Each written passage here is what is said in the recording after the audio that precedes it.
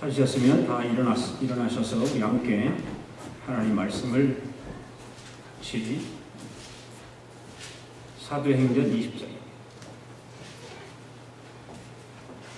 25절부터 31절까지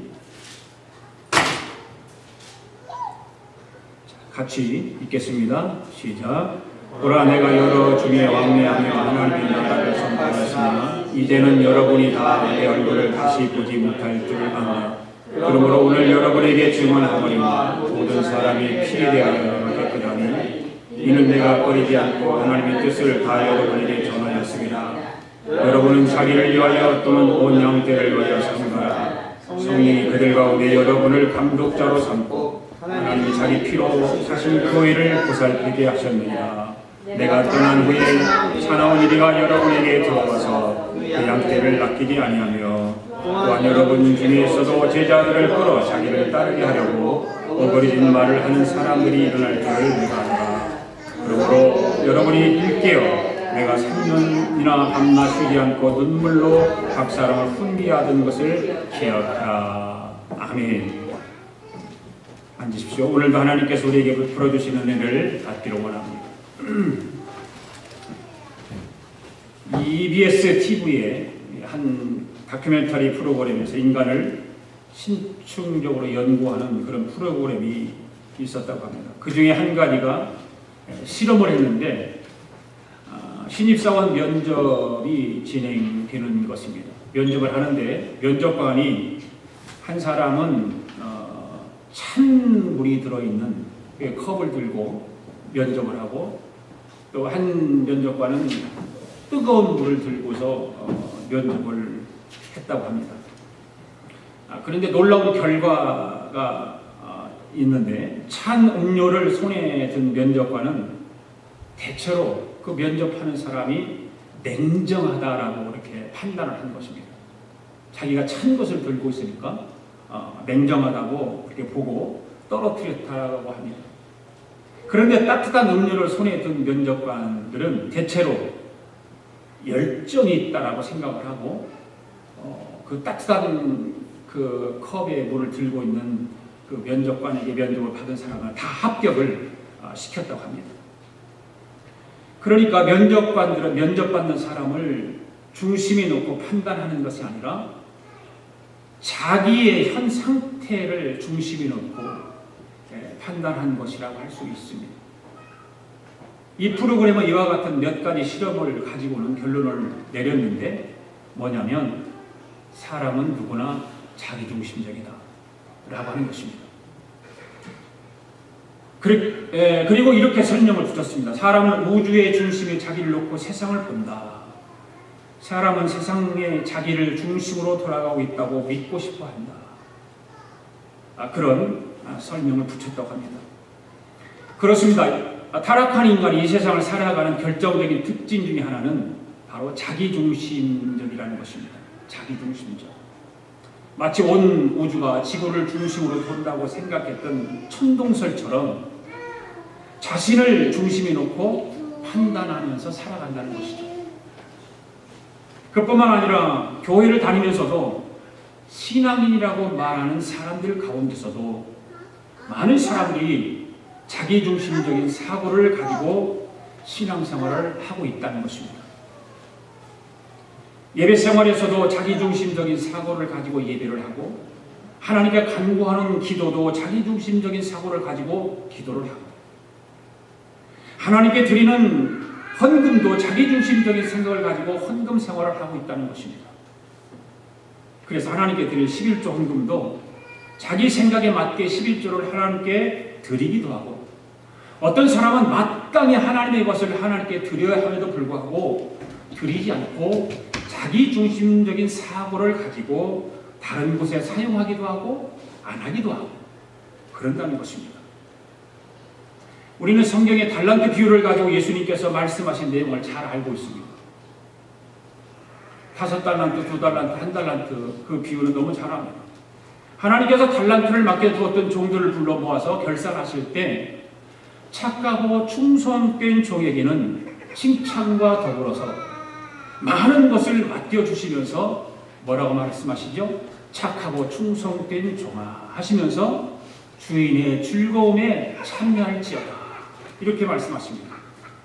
그러나 악하고 게으른 종에게는 있는 것까지 빼앗아버리고 바깥 어두운 곳으로 쫓아내버리는 것입니다. 예수님께서 하신 이 말씀을 마음에 새기고 오늘 우리는 주님께서 맡겨준 사명을 잘 감당해야 되는 줄로 믿습니다. 하나님은 우리를 향해서 최고가 되는 것을 바라지 않습니다. 다만 최선을 다하는 것을 원하세요. 왜 그러실까요? 하나님의 사람들은 최선을 다해서 사명을 감당하다 보면 그 결과가 좋게 나타나게 되어 있기 때문인 것입니다. 그리고 좋은 결과가 없다고 할지라도 최선을 다하는 모습을 보시고 하나님은 칭찬과 상급을 아끼지 않고 주신다는 것을 오늘 우리는 기억해야 됩니다. 오늘 본문의 말씀은 지난주일에 이어서 사도 바울이 3차 복음 전파 사역을 마치고 아시아를 떠나면서 어디에 머물러 있습니까? 지금? 밀레도라고 하는 곳에 머물러 있습니다. 그곳에서 에베소의 장로님들을 불러서 마지막 설교를 하고 있는 그런 말씀들입니다. 지난 시간에 이어서 사도 바울의 마지막 설교 내용을 보게 되면 사도 바울이 얼마나 자기에게 맡겨진 사명을 감당하는 일에 최선을 다하면서 복음을 전파했는지를 우리는 말씀을 통해서 알 수 있습니다. 그리고 모든 성도들에게 회개와 믿음에 대한 진리를 가르쳤던 것을 회상합니다. 사도 바울은 이어서 내가 예루살렘으로 돌아가야만 하는가? 왜 내가 예루살렘으로 돌아가야만 하는가? 지금 나는 급하게 예루살렘으로 가기는 가는데 이것은 내가 심령의 매임을 받아서 예루살렘으로 간다 고백을 하고 있죠. 여기에서 강력한 성령의 역사하심이 있었다는 것을 의미하죠. 사도 바울은 또 성령님에서 이런 것을 배우게 됩니다. 내가 예루살렘으로 들어가면 결박과 환난이 기다리고 있을 것이다. 이런 이야기를 나누고 난 사도 바울은 모든 그 마게도냐 지역의 모든 사람들에게 복음을 유감없이 전했다. 최선을 다해서 전했다는 말을 나는 이 지역의 사람들의 핏값에 대하여 깨끗하다. 그런 놀라운 이야기를 하는 거예요. 이런 말을 함으로써 정말 그 양심의 꺼리낌 없이 유럽과 아시아의 복음을 전한 결과를 가지고 그 에베소에 있는 장로님들에게 간증과 함께 귀한 복음의 말씀을 자기 사역에 보고를 하고 있는 것입니다. 이제 마지막으로 아시아를 떠나면서 그렇게 복음을 증거하고 오늘 그런 말씀을 오늘 우리도 듣게 된다는 사실이죠. 오늘은 증인들의 이야기 68번째 사도 바울의 마지막 설교 두 번째 말씀을 강해하도록 합니다. 오늘도 성령 하나님께서 들려주시는 귀한 말씀에 마음을 집중하시고 온 마음을 다해서 하나님 말씀에 경청을 하게 되면 하나님의 은혜가 충만하게 임하게 될 줄로 믿습니다. 자, 첫 번째로 바울은 최선을 다해서 설교를 하는 모습을 보게 됩니다. 25절과 26절, 27절이 있습니다. 시작. 보라 내가 여러 중에 왕래하며 하나님의 나라를 전파하였으나 이제는 여러분이 다 내 얼굴을 다시 보지 못할 줄 아노라. 그러므로 오늘 여러분에게 증언한 하거니와 모든 사람의 피에 대하여 내가 깨끗하니 이는 내가 꺼리끼지 않고 하나님의 뜻을 다 여러분에게 전하였습니다. 아멘. 사도 바울은 그동안 에베소에서 몇 년 동안 머물렀다고 했죠? 3년 동안 머물러 있으면서 복음을 전파하고 하나님의 나라에 대해서 말씀을 전하면서 가르쳤습니다. 그 결과 어떤 일이 있었습니까? 그 지역의 아데미 신을 섬기면서 숭배하던 에베소 도시가 주 예수 그리스도를 높이는 그런 믿음의 도시로 변한 것입니다. 할렐루야. 3년 동안이나 쉬지 않고 눈물로 그들을 위해서 기도하면서 복음의 말씀을 가르쳤던 바울이기 때문에 더더욱 그 에베소에 사역을 하는 장로님들과 헤어지는 그 아픔은 더욱더 컸을 것이다. 더군다나 예루살렘에 가면 결박 결박을 당하는 것은 뻔하고 그 결박과 함께 환난이 있을 것을 생각하면서 다시 만나지 못한다는 것을 생각하니까 더욱 마음이 아픈 것입니다. 그런 사도 바울의 마음에 에베소 장로님들에게 해주고 싶은 말들을 다 해주고 싶은 거예요. 자기가 떠나면 이제 당신들이 남아서 이 에베소 교회에 성도들을 돌아봐야 되고 사역을 해야 되는데 정말 그 사역하고 돌보는 일을 어떻게 해야 될 것인가를 말하고 있는 거죠. 그 사도 바울이 최선을 다해서 해주고 싶은 말이 무엇이었을까요? 모든 사람의 피에 대해서 깨끗하다는 거예요. 바울 자신이 얘기하는 거예요. 모든 사람의 피에 대해서 깨끗하다. 여러분 26절에서 27절 보니까 그러므로 오늘 여러분이 증언하거니와 모든 사람의 피에 대해서 내가 깨끗하니 이는 내가 꺼리끼지 않고 하나님의 뜻을 여러분에게 전하였습니다. 이 말씀 이해가 가시죠? 네. 도대체 모든 사람의 피에 대하여 깨끗하다는 말은 무슨 말일까요? 사도 바울이 자신있게 말하고 있죠. 자신있게 말한 말입니다. 사도 바울이 간직하고 있는 어떤 자부심입니다. 그동안에 사도 바울이 아시아 1차, 유럽의 2차, 3차 이게 순회하고 돌아다니면서 복음 전파하면서 정말 사도 바울만 가지고 있는 자부심이 있었어요. 그런 말과 자부심이 아무나 할 수 있는 말이 아니었어요. 아무나 느낄 수 있는 자부심이 아니었습니다. 사도 바울만이 느낄 수 있는 자부심입니다. 오늘 우리가 26절에서 27절의 말씀 가운데 모든 사람의 피에 대해서 자신이 깨끗하다는 말은 무슨 말인지를 알려면 기독교에서 말하는 엄숙한 피의 법칙을 좀 알아야 됩니다. 기독교에서 말하는 피의 법칙. 이 피의 법칙은 히브리서 9장 22절의 말씀에 무슨 말씀이 있습니까? 피 흘림이 없으면 뭐가 없다? 죄사함이 없다. 이 말씀 우리는 기억해야 됩니다. 피 흘림이 없이는 죄사함이 없다. 여러분 믿습니까? 이게 기독교의 피의 법칙입니다. 여러분 인간은 모두가 죄인입니다. 믿습니까? 모든 사람이 죄를 범하였으면 하나님의 영광에 이르지 못한다. 모든 사람이 죄인입니다. 그래서 반드시 피를 흘려야 되는 거예요. 그런데 하나님께서 사람이 죄를 지어서 피를 흘려야 하는 상황에 피할 길을 주셨어요. 사람이 죄를 지으면 피를 흘려야 되는데 사람이 그 죄를 지어서 피를 흘리지 않고 대신 피를 흘려 주어서 주모로 인해서 피할 길을 주신 것입니다. 그것은 뭡니까? 예수님으로 하여금 피를 흘리게 하심으로 피할 길을 열어주신 것입니다. 아멘. 그래서 예수님을 영접하고 예수님의 피의 징표를 보이면 피볼 인생이 피보지 않는 인생으로 바뀌는 것입니다. 아멘. 피를 흘려야 할 인생이 피를 흘리지 않는 인생으로 바뀌는 거예요.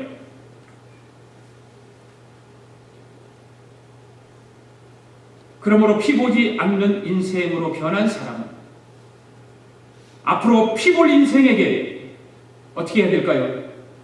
예수 그리스도의 복음을 전하는 것입니다. 전도하는 거예요. 전도하는 거예요. 그때 본인이 예수의 피를 거부하면 전도한 사람은 아무 책임이 없고 그 문제에 대해서 깨끗한 거예요. 바울이 그 얘기를 하는 거예요. 지금.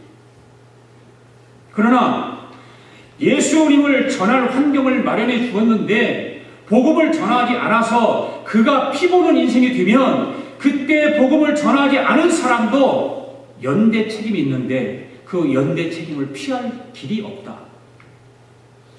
그 얘기예요. 결국 성도는 사도 바울처럼 열심히 전도해서 모든 사람의 피에 대해서 깨끗하게 되어야 하는 줄로 믿습니다. 사도 바울이 복음 전파 사역에 대해서 최선을 다하지 않았다면 그 피에 대해서 깨끗하다고 이야기할 수 있었을까요? 절대 그런 이야기 할 수 없었을 거예요.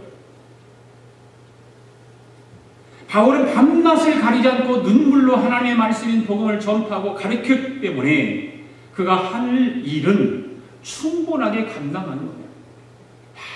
정말 열심히 감당해서 최선을 다해서 감당했습니다. 그렇기 때문에 바울에게는 그 책임이 없습니다.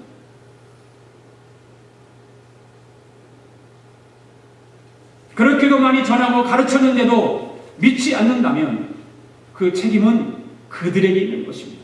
듣지 않는 사람에게 있는 것입니다. 믿지 않는 사람에게 있는 것입니다. 여러분, 이웃의 피에 대한 연대 책임을 강조한 유명한 말씀이 성경에 있어요. 에스겔서 33장 1절에서 2절 말씀 봅시다. 같이 한번 읽어볼까요? 시작. 그때 하나님은 파수꾼에 관한 말씀을 하시면서 없어요? 시작. 그때 하나님은 파수꾼에 관한 말씀을 하시면서 파수꾼이 책무를 다하지 못해서 백성들이 멸망하면 파수꾼이 그 피해 책임을 져야 하지만 파수꾼이 열심히 자기의 책무를 다했음에도 불구하고 백성들이 파수꾼의 경고를 무시하고 멸망의 길로 들어서면 파수꾼은 그 문제에 대해서는 아무런 죄를 묻지 않는다. 아멘? 성경에 분명하게 이렇게 기록하고 있어요. 에스겔 선지자가 하나님의 말씀을 들고 백성들에게 하나님의 말씀을 다 전하면 그는 다 책임을 완수한 것입니다. 아멘? 오늘 저와 여러분들도 이러한 책임을 완수할 수 있기를 바랍니다. 그래야 주님으로부터 책임을 묻지 않아요. 만일 에스겔이 하나님 말씀을 듣고도 제대로 전하지 않으면 모든 백성들의 핏값을 누구에게 물어요? 에스겔에게 묻는 거예요. 누가요? 하나님. 사랑하는 교회 여러분, 사도 바울이 가졌던 그 자부심을 오늘 우리도 가져야 될 줄로 믿습니다. 당당하게 말할 수 있는, 자신 있게 말할 수 있는, 그 핏값이 나와는 상관이 없다 말할 수 있는,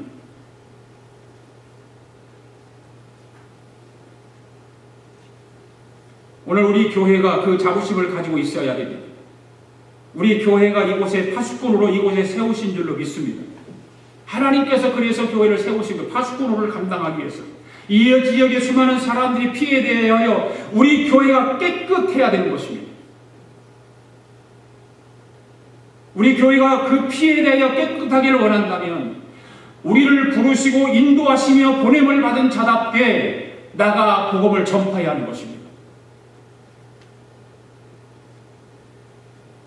하나님의 뜻을 말하고 복음을 전파해서 모든 사람들의 피해에 대하여 깨끗하다는 자부심을 가질 수 있는 우리 교회가 되기를 바랍니다.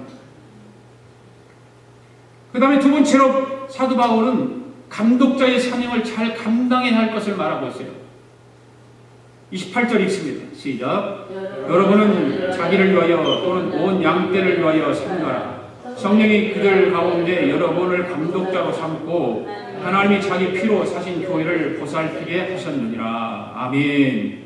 이제 사도 바울이 그 밀레드로를 떠나면서 다른 감독자들이 사도 바울을 대신해서, 그동안에는 사도 바울이 다니면서 다 사역을 감당했습니다.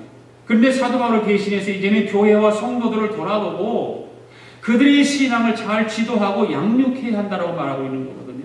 누구에게? 에베소 교회 장로님들에게. 바로 그들이 감독자예요. 성경에는 장로, 감독, 목사 세 부분이 나와요. 그런데 다 다른 것이 아니라 다 같은 체제를 가지고 있어요. 목사입니다. 목사. 그래서 우리 침례교회는 장로를 안 세우는 거예요. 장로가 따로 없어요. 장로라는 건 연장자라는 그런 뜻인데 목사직을 가지고 있는 사람입니다. 목회자. 감독도 마찬가지입니다.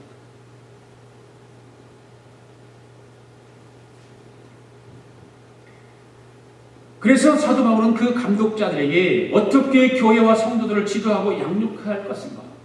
그 첫 번째는 자기를 위하여 삼가할 줄을 알아야 한다. 그렇게 말하고 있죠. 28절에서 여기서 삼가해야 한다는 말은 무슨 말일까요? 바로 헬라 말로는 프로세코라고 하는 말인데, 이 말은 무엇에 대하여 주의를 집중하고 전력하라, 조심하라, 그런 뜻을 가지고 있습니다. 삼가라.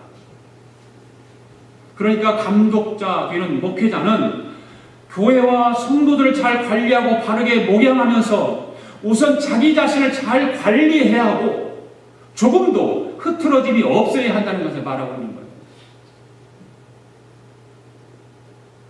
그러니까 양떼를 잘 돌보기 위해서는 너와 내 양떼를 위해서 잘 절제하고 자신을 관리하고 자신을 훈련시키고 자신을 삼가는 일에 절대로 중요한 거예요. 이것이 감독자, 목회자, 장로에게만 필요할까요? 교회에서 임명을 받은 모든 직분자들은 똑같은 의미를 가지고 있는 거예요. 똑같은 의미를 가지고 있어요. 오늘날 교회 문제가 교인의 문제기보다는 교회의 지도자들인 장로나 목사들의 잘못이 굉장히 많잖아요. 목자들이 자기를 잘 절제하지 못하고 있다는 거예요. 증명을 보이고 있는 것입니다. 양떼를 돌보는 목자가 절대적으로 자기를 삼가해야 하는데 삼가하지 못하고 있다는 데서 이 문제들이 생기는 것입니다. 그렇습니다. 자기가 구원의 확신이 없는 사람이 어떻게 구원의 확신을 말할 수 있겠어요? 구원의 이야기를 할 수가 없는 거예요. 내가 구원의 확신이 없는데 구원에 대해서 말할 수 없는 거예요. 만약에 그걸 말한다면 거짓입니다. 성령책을 해보지 못한 사람이 어떻게 남에게 성령의 능력을 말할 수 있겠어요? 그냥 교과서에 나오는 것, 그냥 그렇게 가르치는 것 뿐이죠. 신앙은, 기독교의 모든 가르침은 체험에서 얻어져서 그거를 바르게 가르칠 수 있는 거예요. 체험하지 못하면 그거를 말하는 것이 형식화되어서 그게 은혜가 없는 것입니다. 지도자의 자질, 영적인 위치, 이런 것들이 참 중요한 거죠. 요즘 우리나라 사회 현실을 보면 정치적으로나 사회적으로나 답답한 일들이 너무나 많은 것 같아요. 그렇죠? 지도자들이 바로 서지 못하니까 사회가 어렵습니다. 어지럽습니다. 시끄럽습니다. 학교도 마찬가지예요. 이화 여대 사건들을 보십시오. 여러분들도 잘 아시는 것과 마찬가지로 지도자의 자질과 잘못으로 인해서 이화 여대가 생긴 이후에 최초로 총장이 물러나는 그런 일이 일어났잖아요. 나라의 백성들을 위하여 바르게 지도하지 못하면 나라의 백성들이 힘든 것입니다. 교회도 마찬가지입니다.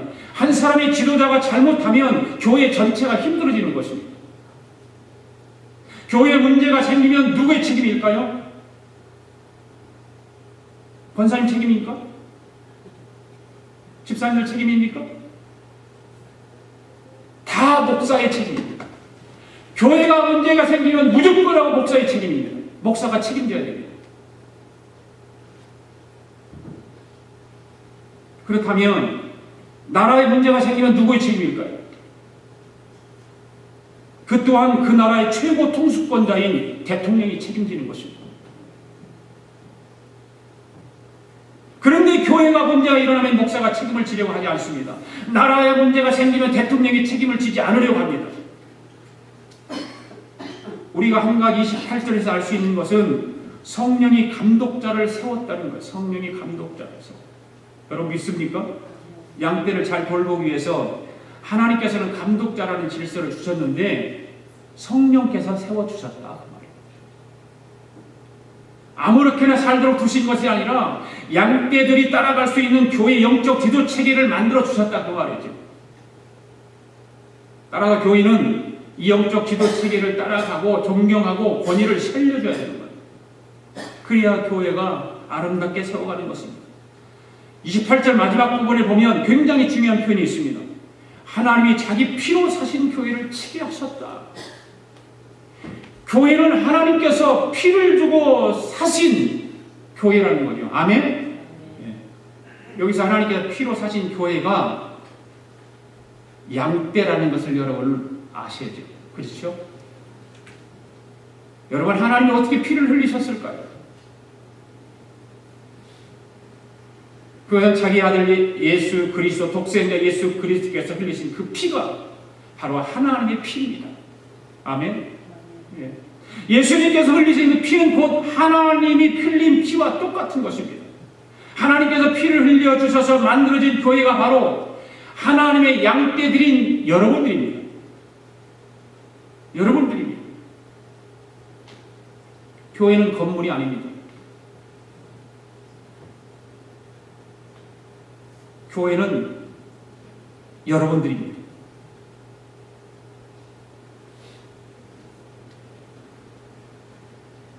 하나님께서 피를 흘려서 세우신 교회, 그 성도들은 어떤 성도일까요? 주님께서 피를 흘려서 대가를 치르고 사신 하나님의 백성들이라 그 말입니다. 바로 하나님 말씀하시는 교회가 바로 그게 교회예요. 바로 이 교회를 바울은 에베소 장로님들에게 좀 돌봐달라고, 잘 양떼들을 돌보라고 그렇게 가르쳐 주는 거예요. 여러분, 저를 위해서 많이 기도 부탁드립니다. 목사의 사명을 잘 감당할 수 있도록. 그 다음에 세 번째는 그 에베소 교회 장로님들이 무슨 말을 하고 있냐면 거짓 선지자들을 조심할 것을 말하고 있어요. 거짓 선지자. 29절에서 30절 읽습니다. 시작. 내가 떠난 후에 사나운 이리가 여러분에게 들어와서 그 양떼를 아끼지 아니하며 또한 여러분 중에서도 제자들을 끌어 자기를 따르게 하려고 어그러진 말을 사람이 일어날 줄을 내가 아노라. 아멘. 여러분, 지금 사도하고 에베소를 떠나면서 걱정되고 염려되는 것이 무엇이에요? 바로 거짓 선지자들이 들어와서 에베소 교회의 성도들을 미혹하는 거예요. 그것을 염려가 되는 거예요. 그것을 생각하니까 마음이 편하지 않아요. 바울은 거짓 선지자들을 표현할 때 뭐라고 표현하냐면 흉악한 일이라고 말하고 있어요. 흉악한 일.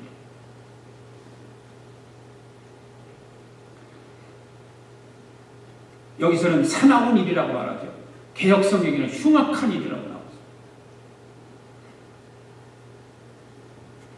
여기에 흉악한이라는 말은 무슨 말? 가만히 몰래 들어와서 양떼를 아끼지 않고 잡아먹는 것을 말하잖아요. 흉악하고 사나운 것들은 그냥 아끼지 않습니다. 뒤도 돌아보지 않습니다. 그냥 마구 잡아먹습니다. 그러니까 사도 바울은 거짓 선지자들이 그러한 방법으로 가지고 교회 안에 들어와서 성도들 그렇게 할 것을 알고 있었기 때문에 에베소 교회 장로님들에게 그것을 당부하는 거예요. 그래서 사도 바울은 29절 30절에 내가 떠난 후에 흉악한 이리가 너에게 들어와서 그 양떼를 아끼지 아니하면서 또한 너희 중에서 제자들을 끌어 자기를 쫓아가려고 어그러진 말을 사람들이 일어날 줄 내가 안다. 이렇게 말한 것입니다. 그리고 교회는 양의 탈을 쓰고 들어오는 이의가 있다는 거죠. 그럴 때 요즘 교회마다, 우리 교회는 그걸 안 써붙여요. 건물이 있는 교회마다 교회 입구에다가 뭐라고 써붙였나 아세요? 여러분? 우리 교회는 신천지를 교인들은 받지 않습니다. 들어오지 마세요. 써붙였죠. 왜 그럴까요? 탈을 쓰고 일인데 흉악한 무서운 일인데 그거를 탈을 쓰고 가면을 쓰고 그 교회에 들어오는 거예요. 그래서 이제 다니면서 미혹하는 거죠. 미혹하는 한 사람씩.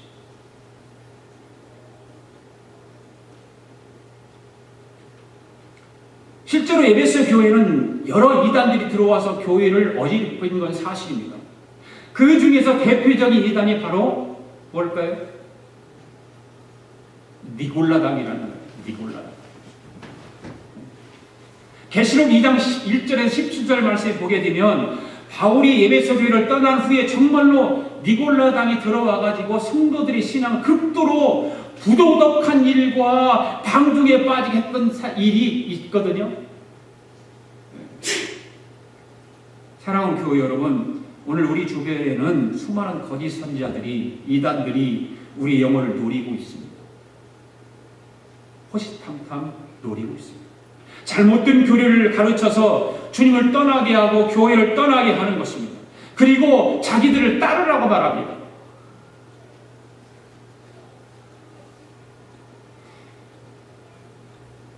이 교회에도 얼마 전에 미국 목사님이 뭐 포스터 이런 걸 가져와서 이것이 뭐냐고 보여줘요. 그것이 해마다 와요, 그 사람들.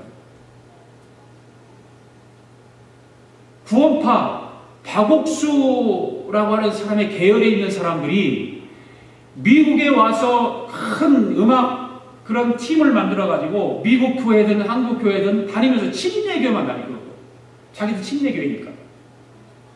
자기네도 침례교회라고 말하잖아요. 여기도 사무소에 남부 침례교회라는 게 있습니다. 남부 침례 교회가 박옥수 계열의 구원파입니다. 기억하고 알고 계셔야 돼요, 여러분. 남부 침례 교회라서 다 우리 서든 베프티스트가 아닙니다. 제너럴 베프티스트가 아닙니다. 이단 베프티스트입니다. 그 계열에 있는 사람. 그래서 우리 협의회 지방에 공문이 하나 왔는데 그런 교회가 한두 교회가 아니에요. 이게 우리 같이 얻어서 보는 교회들이 그래 조심하라, 경계하라, 이거 바르게 알려줘라 이런 이야기를 공문으로 왔어요. 그래서 지난번에 우리 협의회 목사님 한 분이 그 박옥수 계열의 구원파가 왜 이단인가? 미국 사람들 몰라요. 미국 목사님들은 이단에 대해서 정말 몰라요. 우리같이 민감하지도 않아요. 그냥 예수님만 얘기만 하면 오케이. 이단들이 예수님 얘기 안 알아요? 다 예수님 얘기해요. 그러니 교회를 해치고 성도들을 어지럽히고 혼란케 만드는 거죠. 예수님을 팔아서 혼란하게 만들고 자기 사람으로 만들어서 자기 이익을 챙기고 비즈니스를 하고 사업을 번창하게 만들고 구원파가 그런 거 아닙니까?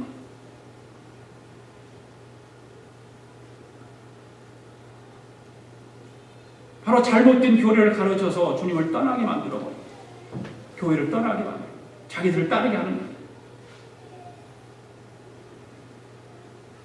여러분, 하나님 말씀을 열심히 잘 배우고 하나님 말씀을 잘 묵상하고 정말 읽어서 그런 잘못된 교리에 빠지지 않기를 바랍니다.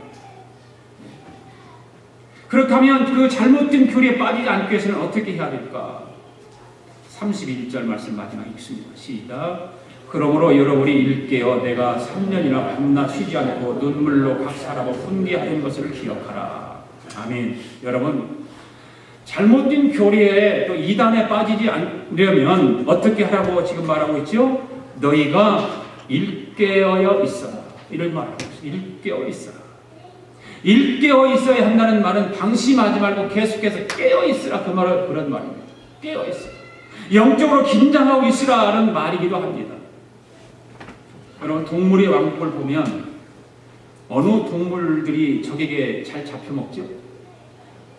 네?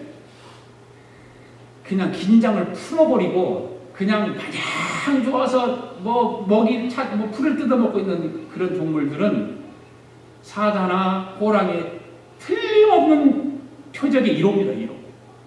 긴장을 풀고 있지 않아요.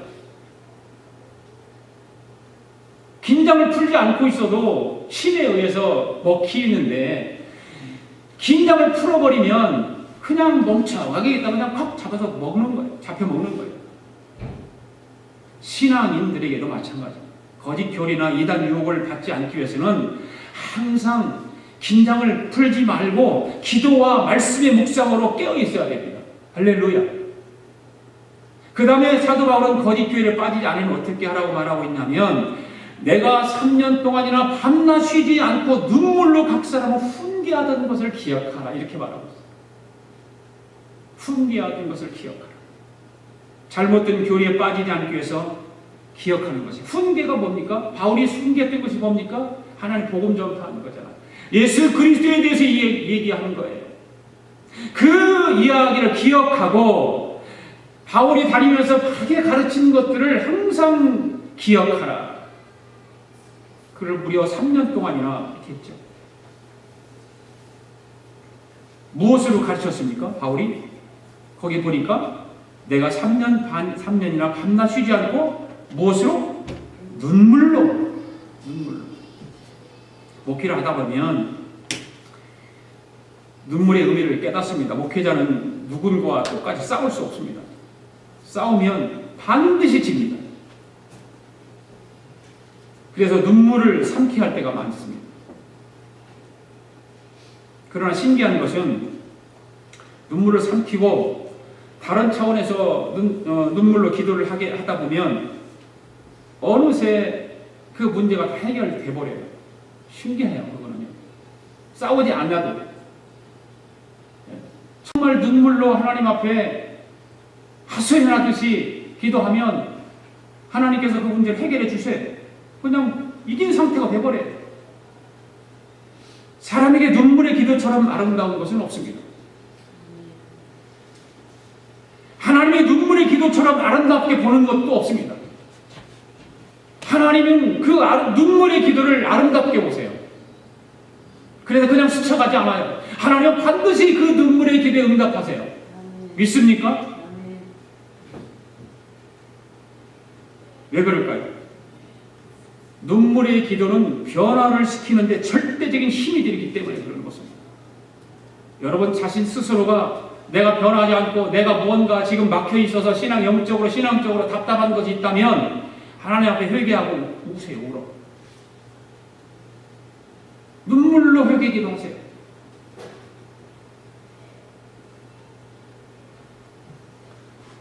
미국 시카고에서 사역하는 클라크 목사라고 하는 분이 있는데 눈물이 많아서 별명이 울보 목사였다네요. 울보 목사. 그냥 뭐 설교만 하면 설교할 때마다 울면서 설교를 하고 성도들을 만나도 울고 그러니까 울보 목사예요. 그래서 그렇게 울보 목사가 돼서 목회를 하다 보니까 수많은 깡패들, 노숙자들 그를 변화시키는 거예요. 막 변화가 막 일어나는 거죠. 기적이 일어나는 것입니다. 그런데 이 목사님 그 별명이 싫은 거죠. 울보 목사라는 거죠.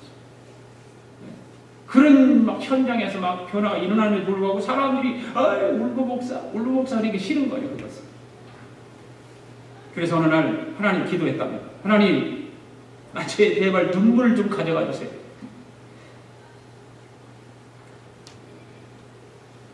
그래? 그럼 내가 가져가자. 하나님이 그냥 눈물을 싹 닦아버린 거예요. 네. 걷어가 버리신 거예요. 눈물을. 그런데 신기하게도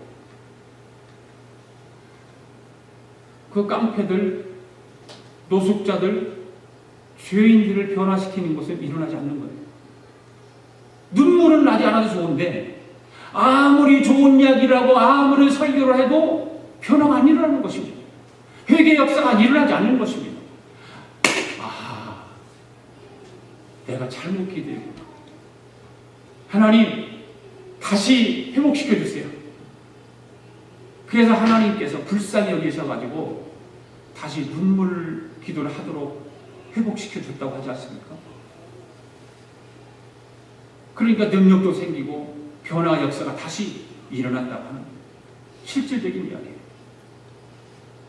여러분 사도 바울이 선교를 잘할 수 있었던 이유는 바로 그가 눈물로 기도했던 그 눈물의 기도가 있었기 때문에 그 귀한 사역을 감당할 수 있었던 것입니다.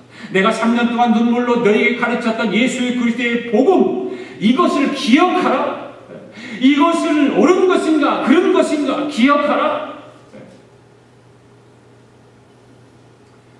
여러분 그렇습니다. 하나님의 말씀을 잘 듣고 배운 사람은 절대로 이단에 미혹되지 않습니다. 다른 교훈에 빠지지 않습니다. 잘못된 교를 들고 다니면서 전하는 사람들을 보면 어떻게 알고 있는지 꼭 교인들지만 찾아다니잖아요. 한국은 교패가 있어갖고 찾기 쉬워요. 그렇죠. 다니다 보면 교패가 못돼서 이거 교회 다니는 사람이구나. 그 집만 찾아다니는 분들이거든요. 그런데 신기하면 여기도 우리 집에도 한국 사람들이 와서 꼭 문을 두드려. 이상하죠? 그 사람들이 누굴까요? 이단들이에요. 파수대 그거 책 가지고 다니는 사람. 왜? 꼭 교회에 다니는 사람들만 저들이 지목해서 가서 문을 두드리고 저들이 가지고 다니는 그 파수대를 알리고 이야기를 할까요? 왜 그렇다고 생각하십니까?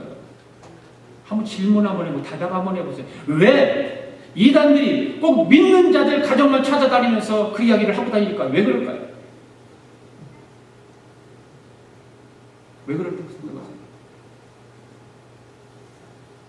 모르세요?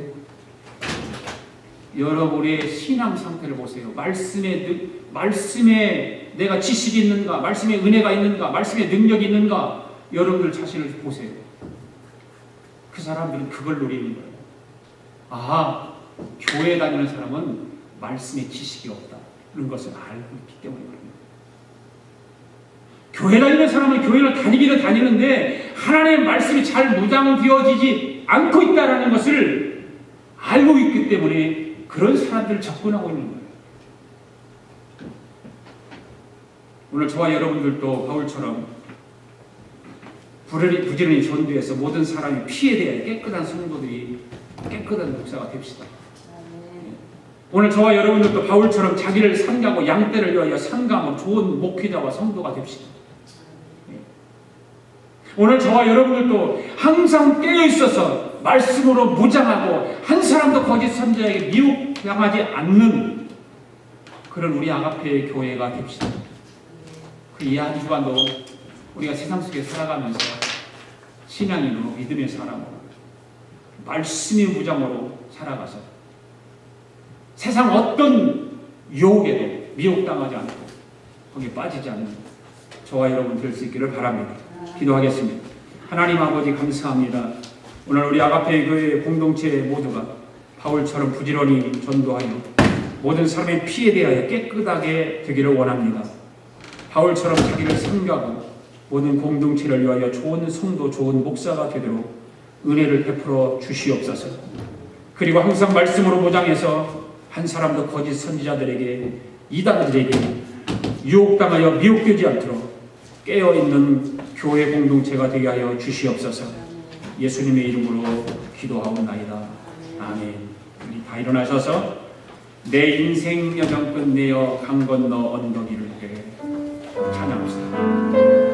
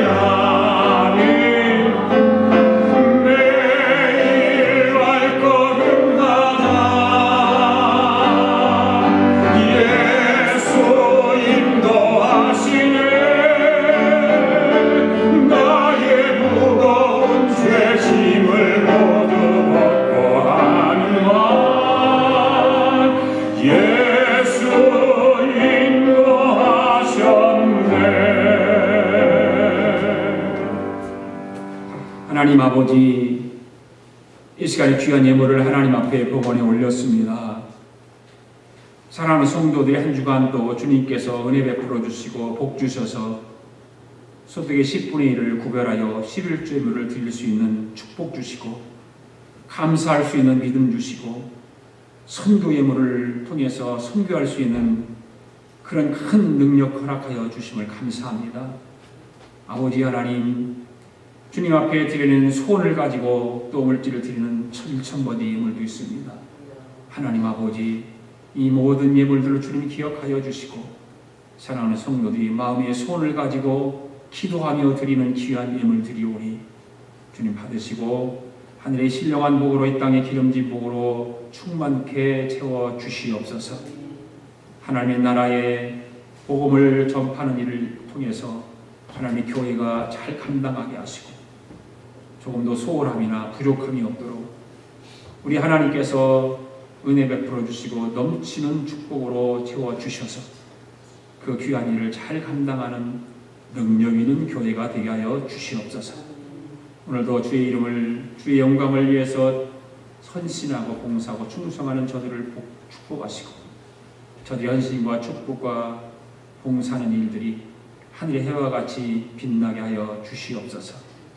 지금은 우리 주 예수 그리스도의 은혜와 하나님 아버지의 그 크신 사랑과 성령님의 감동과 충만하신 역사가 오늘도 하나님 아버지 최선을 다해서 참으로 하나님의 거룩한 일을 감당하고 복음 전하는 자로 아버지 하나님, 우리가 주님께서 맡기는 사명을 감당하는 사명자로 살아가기로 다짐하고 돌아가는 사랑하는 성도들 머리머리 위에와 성도들의 가정과 직장과 경영하는 기업 위에와 우리가 살고 있는 이 및 합중국 위에 지금으로부터 영원토록 함께 하시기를 예수님의 이름으로 축원하옵나이다.